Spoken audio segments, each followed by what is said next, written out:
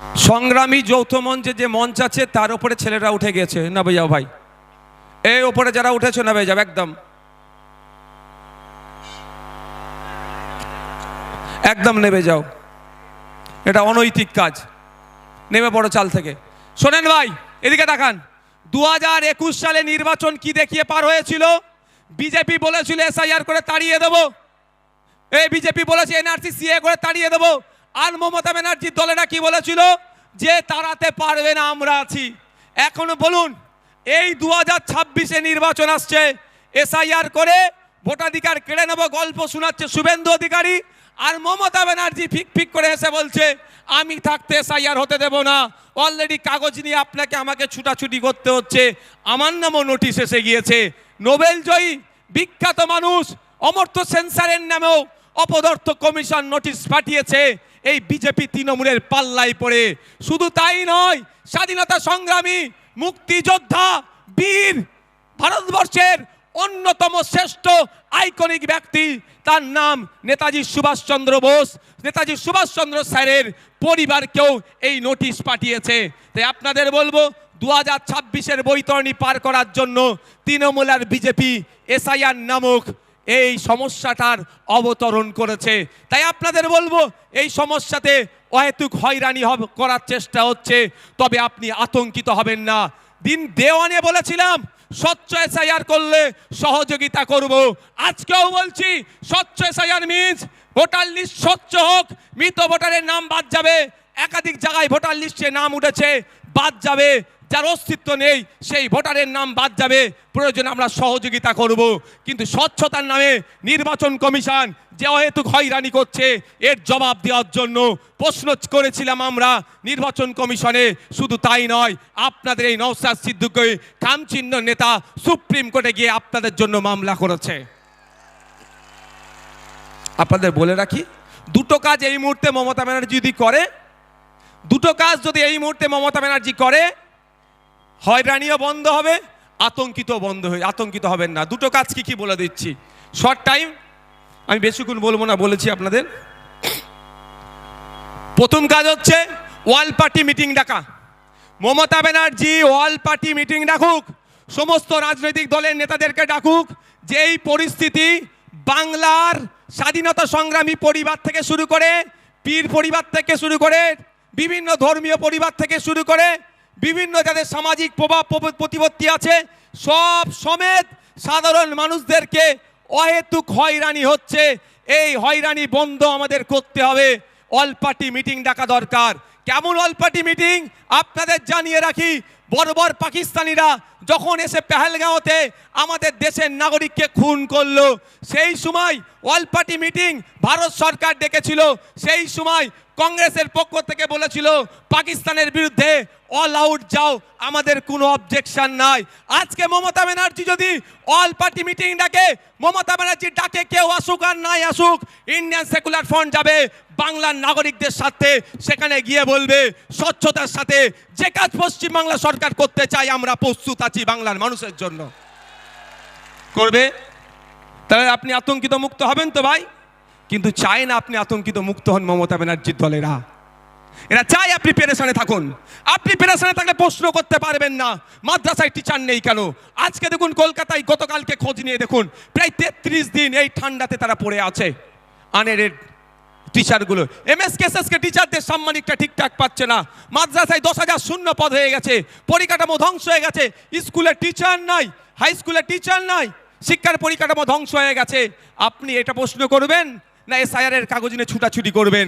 এই ছুটাছুটি করার জন্য আপনাকে এই পদক্ষেপগুলো গ্রহণ করছে না। দ্বিতীয় হচ্ছে বিধানসভায় নিন্দা প্রস্তাব পাস করানো হোক। বিধানসভায় নিন্দা প্রস্তাব পাস করানো হোক। যেভাবে অহেতুক হয়রানি করা হচ্ছে এটা অত্যন্ত নিন্দাজনক কাজ। সেখানে নিন্দা প্রস্তাব পাস করানো হোক, সেই নিন্দা প্রস্তাবের কপিটা ইলেকশন কমিশন অফ ইন্ডিয়াকে দিক, আর যে সরকার একটা মামলা করুক সেই মামলাতে কপিটা অ্যাটাচ করে দিক। নিশ্চিতভাবে সুপ্রিম কোর্ট এটার প্রতি বিবেচনা করবে, কারণ বিধানসভার মধ্যে নিন্দা প্রস্তাব পাস করানো মানে পুরো পশ্চিমবাংলার মানুষ এটাকে নিন্দা করছে, এই অহেতুক হয়রানিকে। এটা করবে মমতা ব্যানার্জির সরকার? আওয়াজ দিন একটু। কেন করবে না? পেরেশান তো হচ্ছে দলিত, সব থেকে বেশি পেরেশানি হচ্ছে মুসলমান, তারপরে দলিত, তারপরে আদিবাসী। তাই মুসলমানকে তো বড় মানুষ মনে করে না, শুধু ভোটার মনে করে আর ক্যাপটিভ ভোট ব্যাংক হিসাবে রাখতে চায়। তাই আপনাদের বলবো দিকে দিকে আওয়াজ তুলতে হবে, বলতে হবে ইমিডিয়েট পশ্চিমবাংলা সরকারকে এ দুটো কাজ করা দরকার। এক, অল পার্টি মিটিং ডাকা, দ্বিতীয় হচ্ছে বিধানসভায় নিন্দা প্রস্তাব পাস করানো। এরপরও আপনাদের বলছি, আমার উপরে কেন এদের রাগ বুঝতে পেরেছেন? ৭৭টাকে নিয়ে কিছু নয়, নওশাদকেই হারাতে হবে। কারণ আমি তো এদের পয়েন্টে পয়েন্টে এদের ভুলগুলো ধরিয়ে দিই, ওই জন্য ওদের জয়েন্টে জয়েন্টে ব্যথাটা করে যায়। আমি তো বলছি আপনাকে, দেখবেন যাদের বাড়ি ফর্ম গেছে, ফর্মের সাথে আর একটা এক্সট্রা এই হিয়ারিংয়ের নোটিশ গেছে, হিয়ারিংয়ের নোটিশের সাথে আর একটা কাগজ গিয়েছে। সেই হিয়ারিংয়ের নোটিশের সাথে একটা যে কাগজ গিয়েছে সেখানে 13টা ডকুমেন্টসের কথা বলা হচ্ছে।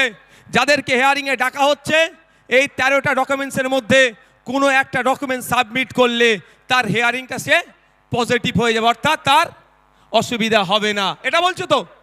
আচ্ছা, আমরা এই এসআইআর নিয়ে এত দুটো মেনলি সমস্যার সম্মুখীন হতে হচ্ছে আমাদের। একটা, টাইম লস হচ্ছে, দাঁড়াতে হচ্ছে, অব্যবস্থা। ওখানে এই গেটের ওখান থেকে সরে যাও, তো এই গেটের ওখান থেকে সরে যাও, গেট থেকে সরে যাও, দেখতে পাচ্ছ না? এই সবার উপরে উঠে বসুন, নিচে বসুন না, বসুন। দুটো জিনিস হচ্ছে তো ভাই। একটা কি, আমার অযথা টাইম দিতে হচ্ছে, ওখানে অব্যবস্থা, ওখানে ঠিকঠাক ব্যবস্থা আমরা পাচ্ছি না, ঘন্টার পর ঘন্টা লাইনে গিয়ে দাঁড়াতে হচ্ছে। দ্বিতীয় হচ্ছে আমি আতঙ্কিত, তাই তো ভাই, যে আমার কি হবে। কিন্তু এই 13টা ডকুমেন্টসের মধ্যে যদি কারো একটা ডকুমেন্টস থাকে, সে আতঙ্ক মুক্ত। আমি ঠিক কথা বলছি তো ভাই? আমি ভাই আতঙ্কিত নেই আমার হাতে নোটিশ পাঠিয়েছে বলে। কেন বলুন তো? আর্টিকেল 326, আমার ভোটদানের স্বাধীনতা। 18 বছরের ঊর্ধ্বে হলেই আমি ভোট দিতে পারবো, আমি ভারতীয় নাগরিক। আমার এটা কেউ কেড়ে নিতে পারবে না। কারো আশীর্বাদে যেমন কেউ অন্যায়ভাবে রাখতে পারবে না, কারো অভিশাপে কেউ অন্যায়ভাবে কেড়ে নিতে পারবে না। যাক, আমি আপনাদের বলি, এই নোটিশের 6 নম্বর পয়েন্টটা দেখুন কি লেখা আছে। 6 নম্বর বলা হচ্ছে, রাজ্যের উপযুক্ত কর্তৃপক্ষ প্রদত্ত স্থায়ী বসবাসের প্রমাণপত্র বা শংসাপত্র, অর্থাৎ পশ্চিমবাংলা সরকার তার কর্তৃপক্ষকে দিয়ে আপনার হাতে যদি রেসিডেন্স সার্টিফিকেট তুলে দেয়, তাহলে আপনি হিয়ারিংয়ের নোটিশে গিয়ে ওটা দিলেই আপনি হিয়ারিং, আপনার কোনো আর চিন্তার কারণ থাকবে না। কিন্তু সরকার একবারও এটা দেবে বলেছে? একবারও বলেছে যে তোমরা হয়রানি হয়েও না, তোমরা আতঙ্কিত হয়ে না, আমি তোমাদের সরকার, যে আমি তোমাদের ব্যবস্থা করে দেবো। তাই আপনাদের বলি, আপনারা 2021 সালে অনেকে ভাঙড় ছাড়া, অনেকে কি হবে না হবে ভেবে ভোট দিবার ইচ্ছা গেলেও ভোট দেননি। কিন্তু আপনাদের বলছি, আজকে যদি এটা সংযুক্ত মোর্চার সরকার চলতো, তাহলে এই হয়রানি হতো না। তারপরেও যদি হয়রানি করার চেষ্টা করতো, আমরা বাড়িতে বাড়িতে এই রেসিডেন্স সার্টিফিকেটটা তৈরি করে পৌঁছে দিতাম।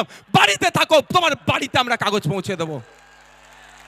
রাজ্য সরকার চাইলে যেভাবে দুয়ারে সরকার করছে, সেরকম বাড়িতে সরকার পৌঁছে দিতে পারতো, খামে ভরে, এনাও তোমার রেসিডেন্স সার্টিফিকেট, যাও তুমি গিয়ে হিয়ারিংয়ের টেবিলে দাও, তোমার হিয়ারিং পাস হয়ে যাবে, তোমার ভয় নেই। এটা করেছে রাজ্য সরকার? এটা জানতে হবে। আমি প্রথমেই বলি, শুভেন্দু অধিকারী আমাকে আপনাকে ভোটাধিকার কেড়ে নেওয়ার চক্রান্ত করছে। তাহলে চক্রান্ত করলে চক্রান্তের জবাব দিতে হবে তো। কেউ যদি বুনোহল হয়, তাহলে বাঘা তেঁতুল হতে হবে তো ভাই। তো বাঘা তেঁতুলের ভূমিকা দেখতে পাচ্ছি না। তারপরে চলে আসুন 10 নম্বর পয়েন্টে বলছে, রাজ্য স্থানীয় কর্তৃপক্ষের দ্বারা তৈরি পারিবারিক রেজিস্টার্ড, রাজ্য বা স্থানীয় কর্তৃপক্ষের দ্বারা তৈরি পারিবারিক রেজিস্টার্ড। 2011 সালে আইসিডিএস কর্মীদের দিয়ে তথ্য তোলা হয়েছিল, এই পারিবারিক রেজিস্টার্ড সেখানে আছে। এই তথ্যটা উঠে প্রথমে গিয়েছিল পঞ্চায়েতে, পঞ্চায়েত থেকে রাজ্যে গিয়েছিল। তাহলে আপনারা বলুন, এই তথ্যটা অলরেডি প্রতিটা পঞ্চায়েতে আছে। এই 10 নম্বর পয়েন্টটা যেটা চেয়েছে, এর উত্তর, অর্থাৎ এই যে কাগজ চেয়েছে, এই কাগজটা প্রতিটা পঞ্চায়েতে আছে।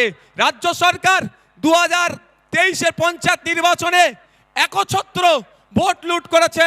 সেই ভোট লুট করতে গিয়ে আমরা আমাদের ভাঙড়ের 3 ভাইকে হারিয়েছি, শহীদ মহিউদ্দিন, শহীদ হাসান, শহীদ রেজাউল গাজী।